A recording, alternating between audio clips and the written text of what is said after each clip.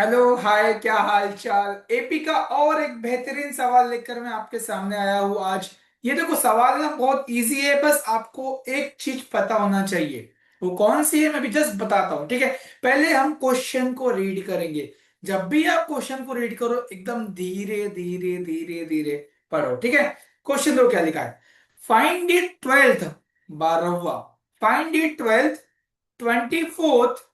Find the twelfth, 24th and end term of AP. मतलब AP पहले से given है, एपी बोला है, मतलब कॉमन डिफरेंस सेम होगा। एपी कौन सा है? 9, 13, 17, 21, 25, डॉट डॉट डॉट डॉट जा रहा है आगे तक, ठीक है। एक इस एपी को देख के तुम लोग मुझे क्या बता सकते हो, इसमें डिफरेंस क्या होगा? सर क्या सवाल, सर गुरु जी ऐसे सवाल नहीं पूछते हैं, मैं प्लीज प्लीज ऐसे सवाल ना पूछिए। देखो, एपी दिया है मेरे पास 9, 13, 17, 21, 25 ठीक है। मुझे निकालना क्या है? Twelfth term. ट्वेल्थ टर्म को हम लोग बोलते हैं A12, ठीक है। मुझे निकालना है 24 टर्म, मतलब A24 निकालना है। और क्या निकालना है मुझे? और क्या निकालना है? और क्या निकालना है मुझे? nth टर्म निकालना है। देखो, nth टर्म को हम लोग जनरल टर्म भी बोलते हैं। nth टर्म को हम लोग जनरल टर्म भी बोलते हैं, याद रखना, ये कोई आपको बताएगा नहीं। nth टर्म को हम लोग जनरल टर्म भी बोलते हैं भैया। क्लियर है? हाँ। अब मुझे A12 निकालना है। A12 निकालने का फॉर्मूला होता है कितना? बताओ बताओ, बहुत पढ़ा है एपी तुम लोगों ने। A12 मतलब A+11D। A12 मतलब A+11D। जैसे A2 होता है A+1D, A3 होता है A+2D, वैसे ही A12 हो जाएगा A+12 - 1, 11D। ठीक है। A12 मतलब A+11D। मुझे A12 निकालने के लिए ये तो समझ में आता है, ये तो मला समझ में इते आहे कि ए और डी मुझे पता होना चाहिए। हमरा के ए और डी पता रही तबे हम आगे सॉल्व कर पाए, ठीक है। सो यहां मुझे बता दीजिए ए की वैल्यू कितनी है। ए की वैल्यू कितनी है? ए की वैल्यू 9 है। डी की वैल्यू कितनी है? डी निकालने के लिए A2 - A1 किया जाता है। A2 की वैल्यू 13, 13 - 9। डी आ गया है 4। डी आ गया है 4। डी आ गया है 4।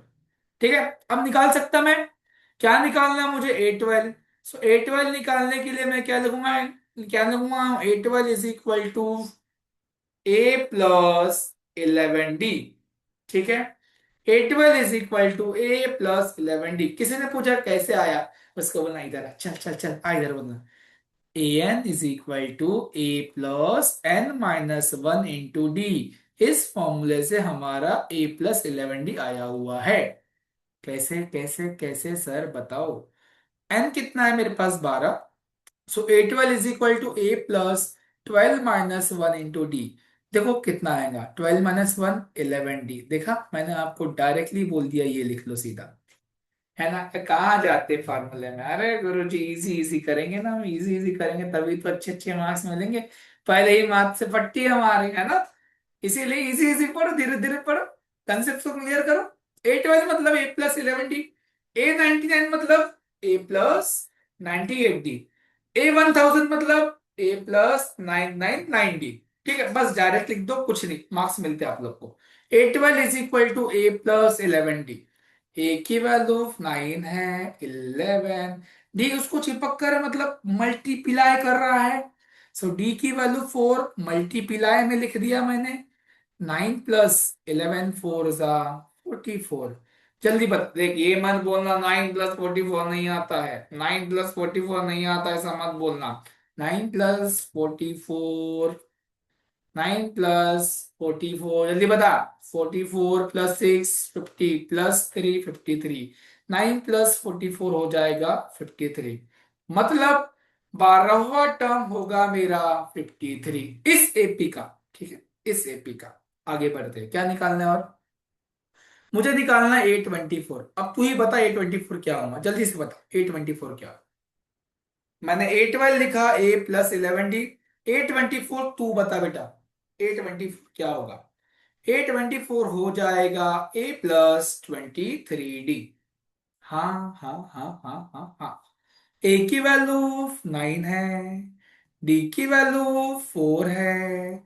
23 4, अरे यार हमने अबेकस थोड़ी पढ़ा है, करके देखना पड़ेगा। अरे कोई दिक्कत नहीं, देख कर। 4 3 12, कैरी गया 1। 4 2 8, 8+1 9, 92 होता है। और 92 + 9, जा शगुन का दक्षिणा दे, जल्दी से दे। 101 रुपए, है ना। A24 की वैल्यू आ जाएगी 101। इसको हम लोग 101 भी बोलते हैं, मैथ्स में जीरो को नॉट बोलते हैं अगर वो जीरो बीच में कहीं आ रहा है तो, ठीक है। 101।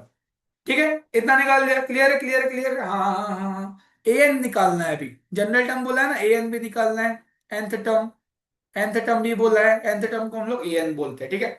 जब भी आप लोग को an निकालने बोलेगा, n वहां दिया नहीं होगा, ठीक है। जनरल फॉर्म में एन कभी गिवन नहीं होता है, तो ए एन के लिए direct A N is equal to A+n-1 × D। बस यहां पर आपको ए और डी पुट करना है, खत्म, काम खत्म। ए कितना है भाई? ए कितना है? 9, +n-1 × D कितना है मेरा? 4। इसके आगे और कुछ कर सकते हैं? हाँ, 4 को अंदर घुसा दो इसके। 4 × n, 4n। 4 1 4। So A N is equal to हो जाएगा मेरा 9 - 4, कर सकता हूँ। देख 9 अकेला है, 4 भी अकेला है। 9 - 4 5। तो इसका आंसर आएगा 5 + 4n। 5 में 4n को ऐड मत करना, बहुत बड़ा पाप लगेगा। 5 में 4n को मैं ऐड नहीं कर सकता क्योंकि वहां पे n नहीं है 5 के पास। ठीक है भैया, देखो जो मैंने अभी ए एन निकाला है ना, इसका बहुत ही बड़ा मैजिक है, बहुत बड़ा जादू दिखाता है। क्या बताऊं?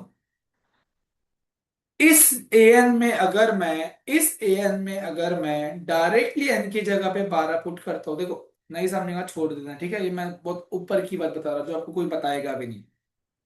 मैं ये बोल रहा मेरी जान, मेरा A12 का आंसर 53 आया है।